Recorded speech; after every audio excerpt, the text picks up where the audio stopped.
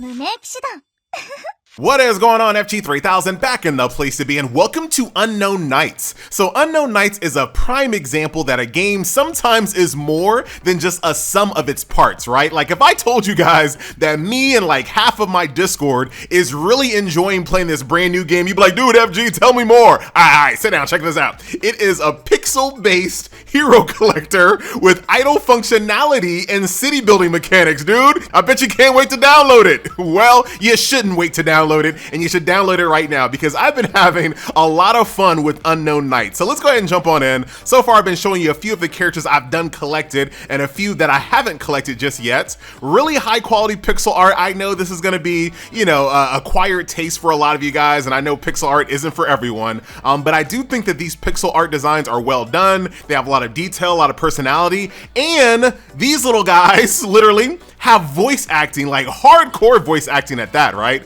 So let's go ahead and jump on into combat. Like I mentioned a little bit earlier, this game does have idle functionality, but most of the stages here that you go through do require stamina. So here we are, here's the combat stage that we're gonna jump into. Now this game, like a lot of other idle games out there, does have synergies, right? So you have elemental-based synergies, but you also have class-based synergies as well. And as a person that is a massive stickler on these systems, I feel like they stifle my creativity a lot of the times. In this game, I don't feel that way. Like I actually feel like this system doesn't prevent me from making the teams that I want to make. So let's go ahead and make the team that I want to make. I'm going to start off with my formation here. You can see there's front, center, and back. I'm going to go ahead and put a tank up here in the front. What a strategy, FG. I know, check this out. I'm gonna put a warrior here in my midline, kind of like a backup tank. Riveting, FG. And wait until you see this. I'm gonna put my support way in the back.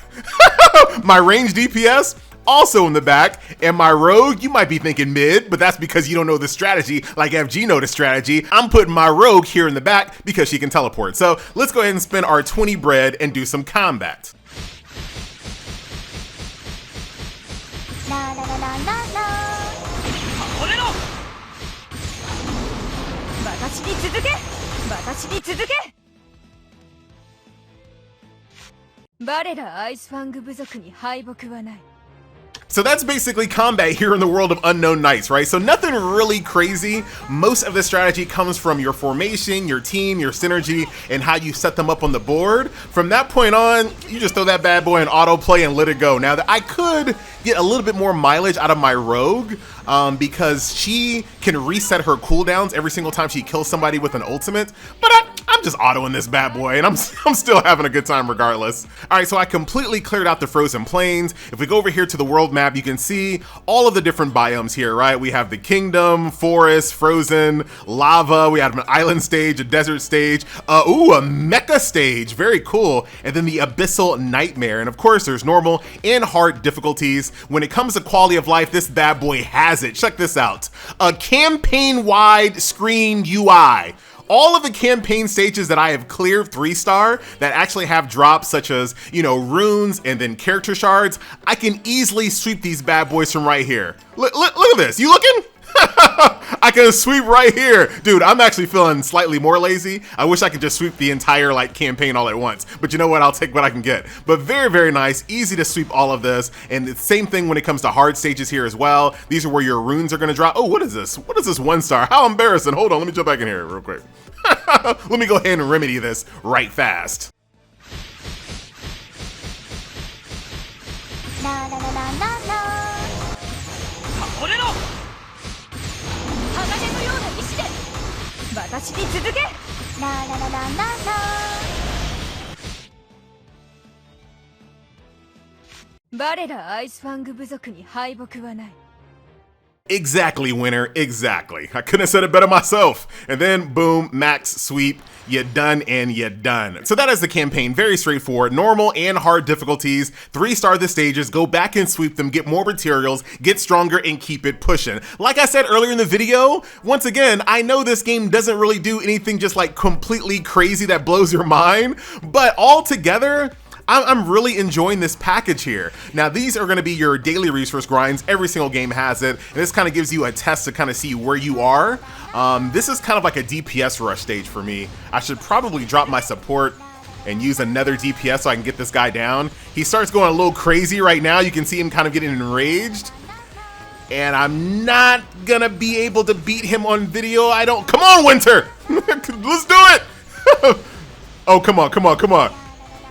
Come on, support! Come on, support! Yeah, nice! Alright, and once you defeat the stages, you're done. You only gotta do it one time, and since I barely beat that one, I think that's probably my limit right there. I can sweep once again, all the sweep functionality, no sweep tickets at all. It's very, very nice. And to summarize the daily resource grinds, you have the Goblin Eradication, which is basically just golden experience points. The Trial of Light that I just showed you awards light stones. This feeds into the city building aspect of this game, which I'll show you here in a second. And then you have the Secret Mine, which is like upgrade powder for weapons, right? So very straightforward when it comes to that. So that's the campaign, that's the daily resource grind. The next gameplay mode that I want to show off is Arena. Now, for the most part, Arena and most of these gacha games and whatnot, they're kind of like whatever.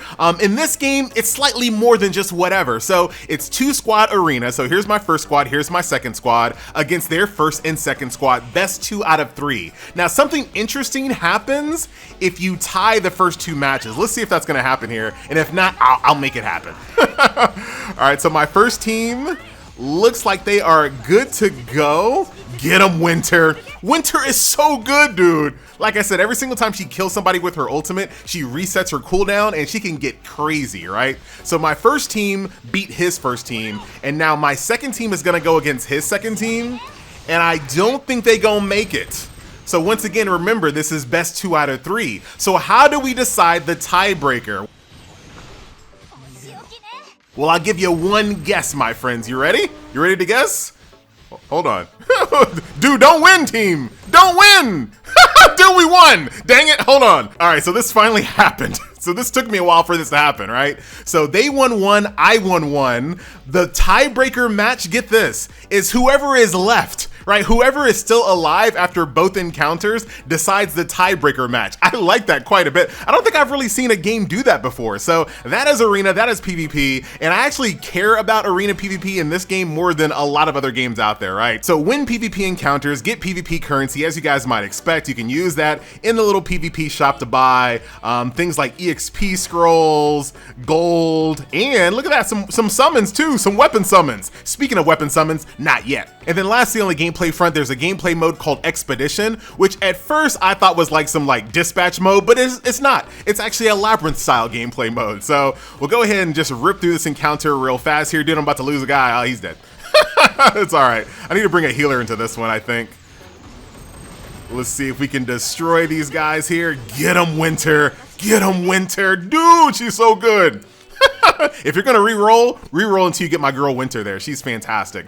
So we just defeated a stage. So now check this out. Another great quality of life this game has that I want to see all other labyrinth style games do. So I can click on the buff in question and it shows me exactly which units are affected by said buff. Right? So I'm gonna go for Water Blessing. Why not? It affects more of my team and I keep it moving. So what a nice little gameplay mode there, right? And then like I mentioned at the very beginning of the video, the game does have a little city building aspect. It's not super involved. It's definitely not like a dedicated city builder whatsoever.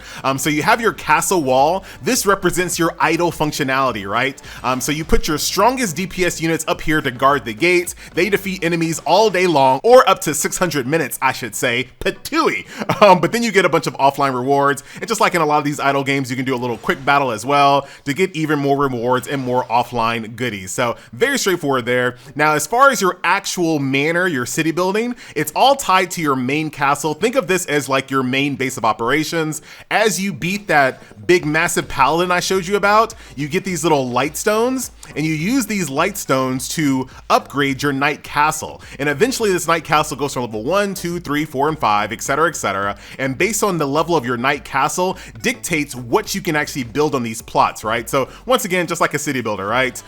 There are additional gold resources, mines, special buildings, etc., etc. And these are all tied to your overall level of your knight castle. Right now, what I have going are some bakeries, which are going to be my experience points, gold, which is my gold, rune mine, which is my upgrade powder, have an altar of light over here, which can reset my units if I choose to, the shop, where I can buy things out of the shop. And as you use these these resources, they also level up as well, right?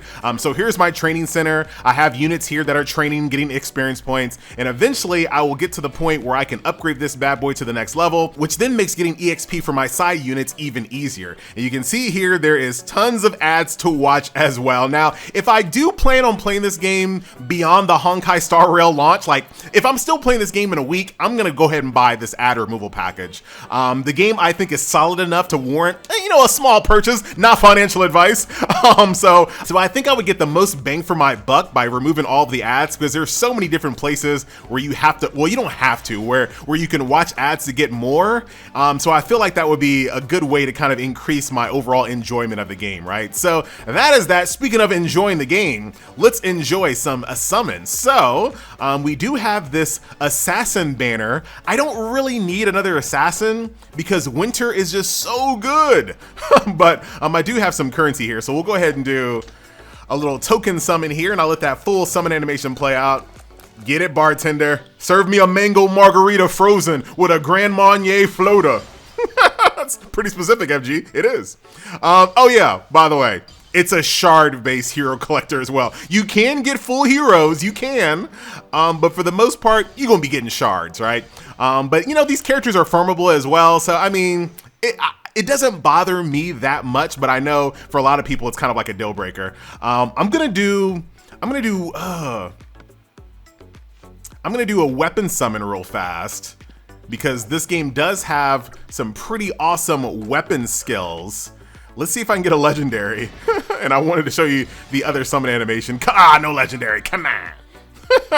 Just a bunch of greens and purples. Rip. All right, so let's go ahead and jump on over into the actual knights here. I might burn out the rest of my currency, but we'll go ahead and use winter as an example.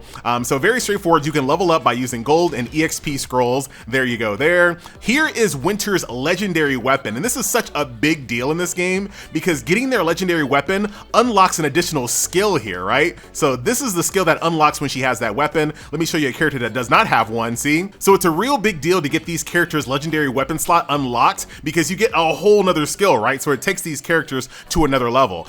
The game also has a rune system here. So right now I'm rocking like attack power and cooldown reduction on winter. Might not be the best thing, but it's all I have at the moment. And like we talked about earlier in the video, really easy to go and say, you know what, I want to go farm for some of those runes by just sweeping the stages in this great UI that you see hither. So I did a few more weapon summons because I was getting a little tilted because I wasn't getting any legendary weapons. I finally got one here.